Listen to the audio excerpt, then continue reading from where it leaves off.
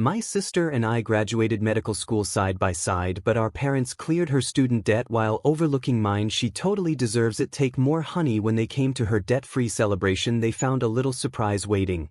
Can you imagine being told, straight to your face, that your life's greatest achievement means less than your twin sister's, simply because she needs it more? That's exactly what my own mother told me, and it ripped a hole straight through my heart. For years, I just swallowed their blatant favoritism, but what happened next, what unfolded at a party that was supposed to be a celebration of her success, changed everything. I was standing in my parents' kitchen, the ink barely dry on my medical school diploma, still reeling from the words that felt like a physical blow. "She deserves it more, honey," my mom said, not even glancing up from a mountain of gourmet cupcakes. "Jessica's always been more dedicated to her studies. You've always had other interests." The casual dismissal stung worse than any slap. "Mom," I managed, my voice steady despite the tremor in my hands. "We both graduated with honors. We had the exact same GPA. So why would you and Dad pay off all of Jessica's loans, but none of mine?" My mother finally looked up, that familiar expression of mild disappointment plastered across her face. "Audrey, your sister doesn't have a wealthy mentor like Dr. Fleming taking an interest in her future. You've always had advantages Jessica didn't." "Advantages?" I nearly laughed, a bitter, hollow sound. Dr. Vivian Fleming, a renowned neurosurgeon, was my research advisor because I'd earned that position. I'd worked 80-hour weeks in the lab, while Jessica was skiing in Aspen with our parents. My advantage was working myself to exhaustion. "So I'm being punished?" I asked, my voice barely a whisper, trying desperately to keep the hurt from cracking through, for finding my own mentorship opportunities? My father walked in then, putting an arm around my mother's shoulder. "No one's punishing you, Audrey. We're just being practical. Your sister needs more help than you do. You've always been more resourceful." Resourceful? That word. It was their go-to excuse. Resourceful was why they never attended my undergraduate research presentations, but flew across the country for Jessica's volleyball tournaments. Resourceful was their justification for Jessica getting a brand new car for her 20th birthday, while I received a gas station gift card. Tomorrow was Jessica's debt-free celebration party, of course, my parents' idea. They'd invited everyone, extended family, her friends, even some of our former professors. The invitations read, "Celebrating Jessica's achievement," as if graduating medical school debt-free had been her accomplishment, not just our parents' financial decision. "I need to head out," I said, grabbing my bag. "Early shift at the hospital tomorrow." "Will you still make it to Jessica's party?" Mom asked, concern finally entering her voice, not for me, but for how my absence might reflect on Jessica's special day. "I'll be there," I promised, but the thought made my stomach twist. As I walked to my car, my phone buzzed. It was a message from Dr. Fleming. "Need to speak with you urgently about the Patterson Fellowship." Big news. I stared at the screen, a cold, terrifying realization settling over me. My parents' favoritism wasn't just unfair anymore. It was about to become publicly humiliating, and there was nothing I could do to stop what was coming. My twin sister Jessica and I had been on oddly divergent paths since the day we were born. I arrived first, she followed 6 minutes later. I was quiet, observant. Jessica announced her arrival with strong, healthy cries. Maybe that set the pattern for everything that followed. Growing up in Cleveland, Jessica was the outgoing twin, the one who made friends easily and excelled at sports. I was quieter, more bookish, spending hours in the library.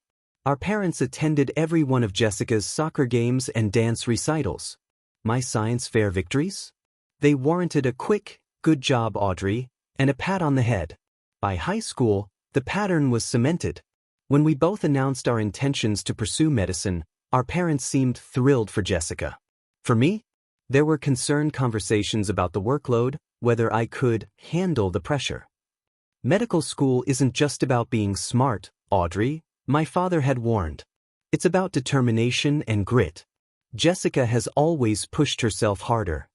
The irony was painful. Throughout undergrad at Ohio State, I maintained a perfect GPA, working part-time to cover my own expenses.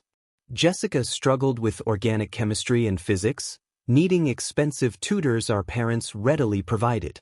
When she needed to retake the MCT, they paid for an exclusive prep course.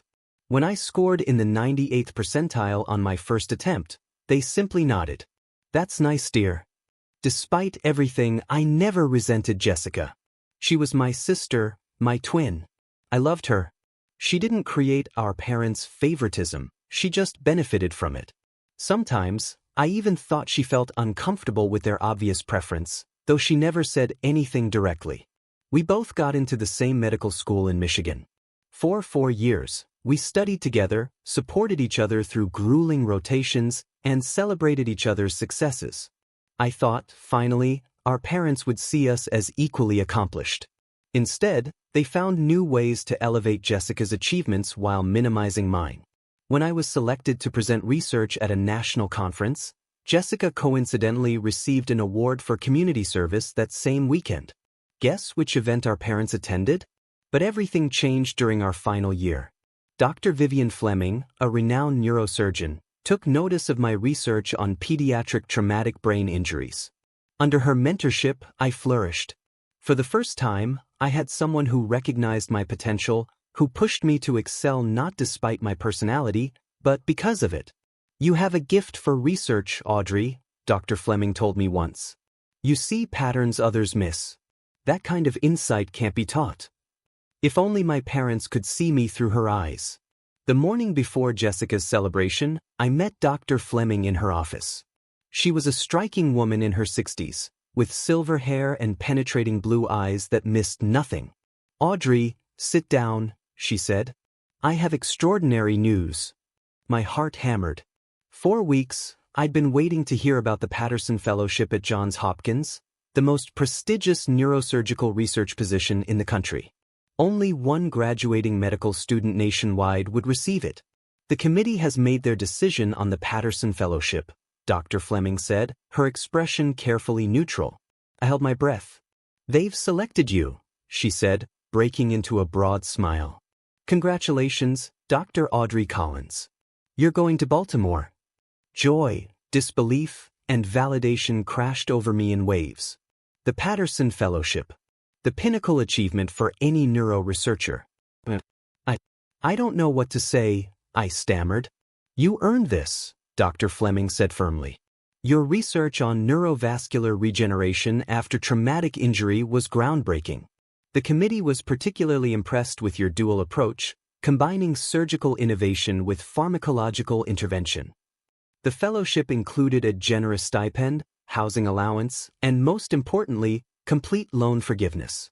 I would be debt-free, just like Jessica, but through my own merit, rather than parental favoritism." "There's more," Dr. Fleming continued, her eyes twinkling. "I've been invited to Jessica's celebration tonight.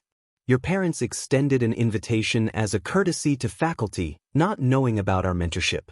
I'd like to announce the fellowship news there, if you're comfortable with that." My stomach dropped. "I don't know, Dr. Fleming. It's supposed to be Jessica's night, and my parents might see it as me trying to steal her spotlight." Dr. Fleming's expression hardened slightly. "Audrey, I've observed your family dynamic over the past 2 years. I've seen your parents at hospital functions, heard how they speak about both you and your sister.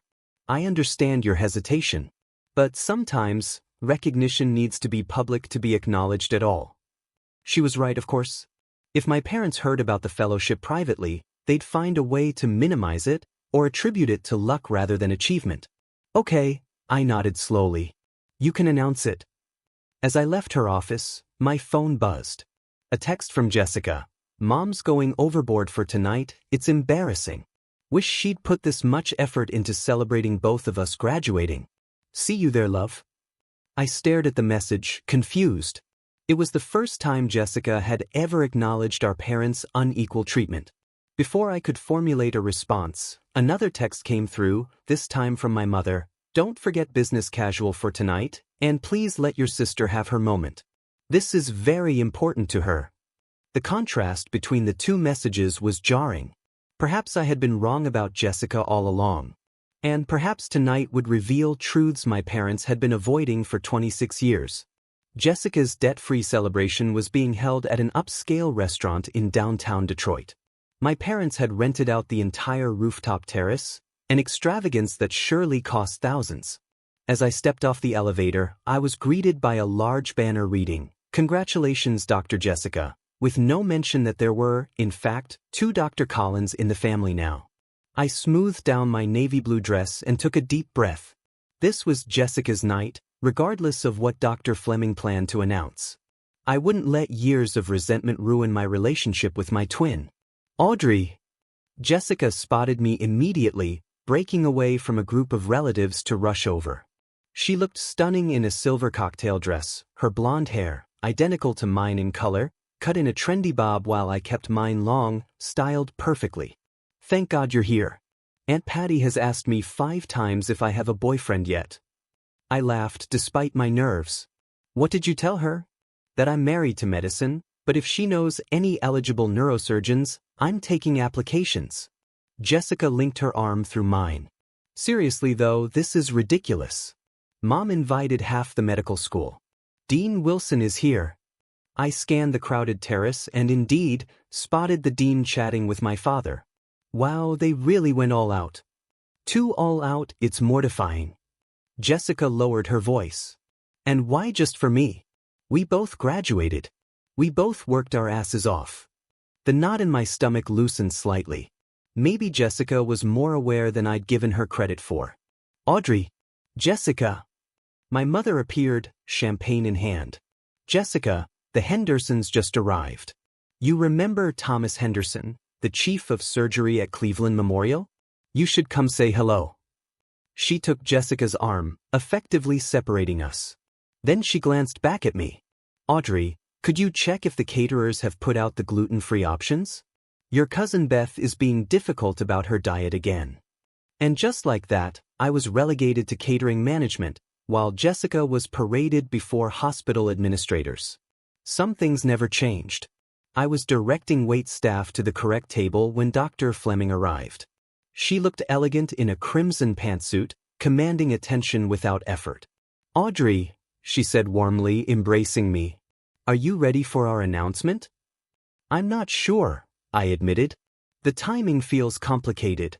Dr. Fleming surveyed the party, taking in the banner, the professionally decorated cake with just Jessica's name, the slideshow of photos that featured Jessica prominently, with me occasionally visible in the background.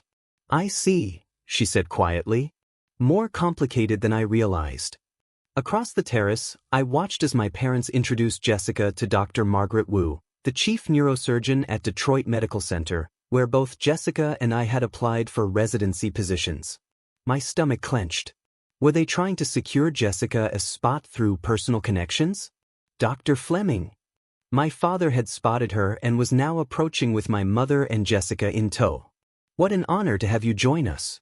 I understand you've done some work with Audrey?" "Some work?" Dr. Fleming raised an eyebrow. "Audrey has been my primary research partner for the past 2 years. Her contribution to our traumatic brain injury study was instrumental to its success." My parents exchanged a glance I couldn't quite interpret. "How nice," my mother said vaguely. "Jessica has also been very involved in neurosurgical research. In fact, Dr. Wu was just saying how impressed she is with Jessica's application to her program." I felt a flush of anger rising in my cheeks. Jessica hadn't done neurosurgical research. Her focus was neuropsychiatry, an entirely different field. My parents were blatantly misrepresenting her experience, potentially at the expense of my own opportunities. Dr. Fleming's expression remained pleasant, but I could see a steely glint in her eyes. "Is that so? How fascinating." I was under the impression that Jessica's focus was on psychiatric applications rather than surgical interventions. An awkward silence fell over our small group. My trap of hope was closing around me. This announcement was going to make things worse, not better. The dinner portion of the evening was underway. My parents were seated at the head table alongside Jessica, our grandparents, and Dr. Wu.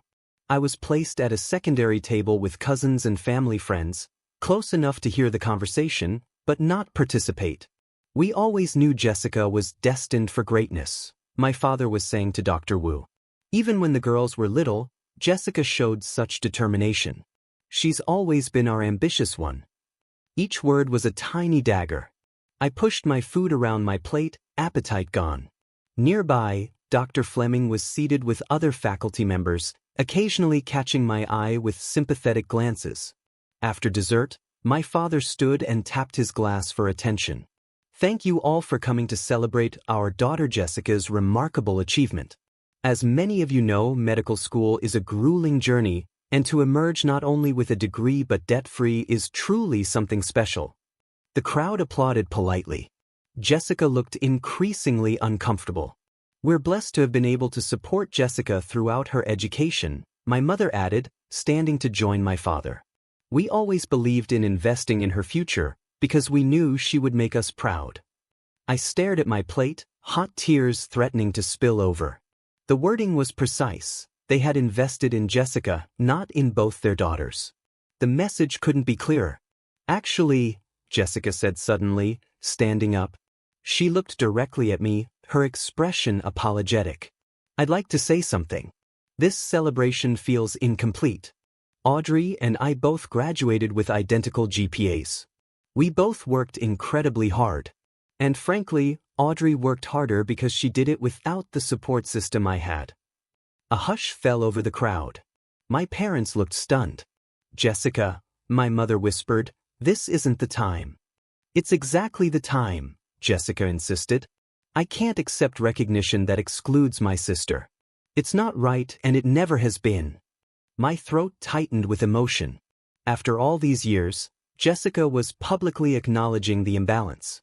It was both vindicating and heartbreaking. My father recovered quickly, his voice overly jovial. Of course, we're proud of both our girls. Audrey has done very well too. But tonight is about celebrating Jessica being debt-free, which is a special achievement. An achievement you facilitated, not one I earned, Jessica countered, her voice steady but firm. The tension in the room was palpable. This was quickly becoming the scene my parents had always feared, their perfect family image cracking in public. Dr. Fleming chose that moment to stand. If I might add something to this conversation, she said, her authoritative voice cutting through the murmurs. This seems like an opportune time to share some news about Audrey that many of you may not be aware of. My parents exchanged worried glances. Audrey's research on neurovascular regeneration has earned her the Patterson Fellowship at Johns Hopkins, Dr. Fleming announced. For those unfamiliar, this is the single most prestigious position offered to a graduating medical student in the country. It comes with full loan forgiveness and a substantial stipend. Gasps and murmurs spread through the room. Dr. Wu was looking at me with new interest. My cousins were whispering excitedly. In fact, Dr. Fleming continued, the selection committee specifically cited Audrey's innovative dual-approach methodology, which she developed largely independently while balancing a full clinical rotation schedule. I've had the privilege of mentoring many promising physicians, but rarely have I encountered the level of dedication and insight that Audrey consistently demonstrates. The room erupted in applause. Genuine, enthusiastic applause for me. People were turning in their seats to look at me, smiling and nodding with respect. My parents remained frozen, their expressions a complicated mix of shock, confusion, and dawning horror as they realized their carefully constructed narrative about their daughters was publicly unraveling. Jessica was beaming at me, not a hint of jealousy in her expression. Dr. Fleming wasn't finished. Additionally, I'm pleased to announce that I've personally arranged for the remainder of Audrey's medical school loans to be covered through our department's Merit Scholarship Fund, a decision unanimously approved by the board in recognition of her extraordinary contributions to our research program. I was debt-free too, and I had earned it. After Dr. Fleming's announcement, the celebration shifted dramatically. Faculty members who had previously gravitated toward Jessica were now approaching me, asking about my research and congratulating me on the fellowship. Several of my clinical supervisors shared glowing stories about my work with patients that I hadn't realized they'd even noticed. My parents remained at their table, shock still evident on their faces. They weren't just processing the news of my fellowship and loan forgiveness. They were witnessing the dismantling of the narrative they'd constructed about their daughters. The quiet, self-sufficient twin they had consistently overlooked was now the center of professional admiration. Jessica made her way to my side, champagne in hand. "Congratulations, sis," she said, clinking her glass against mine. "The Patterson Fellowship. That's incredible. Why didn't you tell me?" "I only found out this morning," I said. "And I didn't want to overshadow your celebration." Jessica frowned.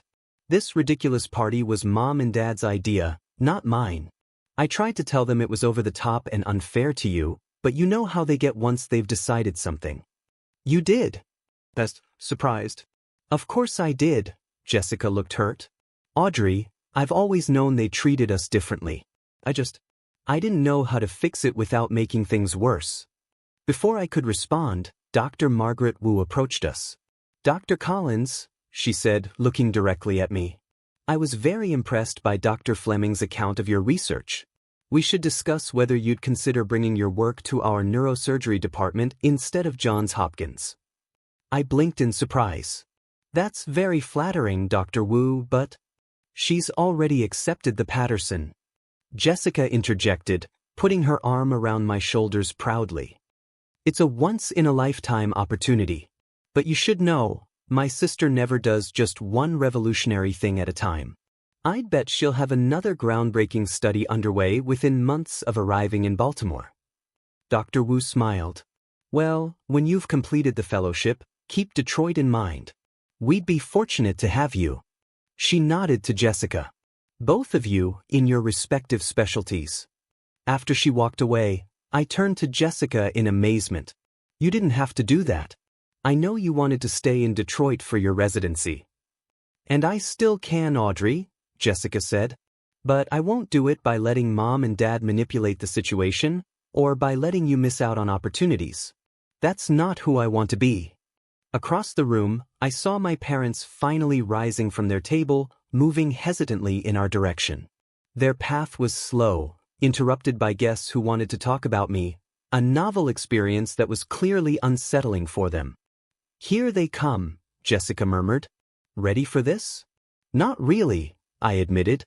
"Dr. Fleming certainly had some impressive things to say about you," my father said when they finally reached us, his tone carefully calibrated to sound proud while masking his confusion.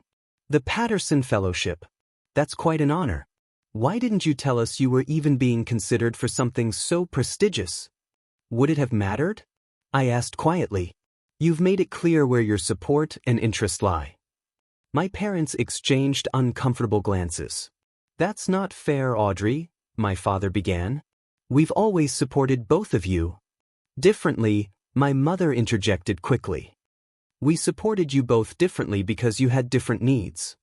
Jessica shook her head. "Mom, Dad, let's not do this tonight. But we are going to have a real conversation about this soon. All of us." She gave me a meaningful look. "No more pretending." Dr. Fleming appeared at my elbow, saving me from having to respond. "Audrey, the dean would like a word. Something about featuring your fellowship in the alumni magazine." She smiled at my parents, her expression pleasant, but her eyes steely. "You must be incredibly proud to have raised two such accomplished daughters, though I imagine it's particularly gratifying to see Audrey's hard work recognized after all she's overcome." The emphasis on overcome was subtle, but unmistakable. My parents had the grace to look embarrassed. "Well," my mother said weakly, "we've always known Audrey was special too." Little too late. The week after the celebration was transformative. News of my Patterson Fellowship spread through the medical community in Detroit, and suddenly, doors that had been closed to me swung open. Former professors who had given Jessica extensions but denied mine were now emailing to congratulate me. Classmates who had barely acknowledged my existence during 4 years of medical school suddenly claimed close friendship. My parents, meanwhile, were attempting damage control. They'd shown up at my apartment the day after the party with gift bags and forced smiles. "We've been thinking," my father said, as he placed a small box on my coffee table. "With both of you graduating and starting your careers, we should get you girls something special. We got you this." Inside was a rose gold watch, identical to the one they'd given Jessica for her birthday 6 months earlier. "It's lovely," I said, without reaching for it. "Though a bit late." My mother flinched. "Audrey, we know you must feel overlooked sometimes, but everything we did was because we knew you could handle challenges on your own." Jessica needed more support. "That's a convenient narrative," I replied, keeping my voice steady. "But it doesn't explain why you attended her presentations but skipped mine. Why you paid for her MCAT prep course but told me to use free online resources. Why you covered her living expenses during medical school but suggested I take out additional loans for mine." "We only have so much money, Audrey," my father protested. "We had to make choices." "Yes, you did," I agreed.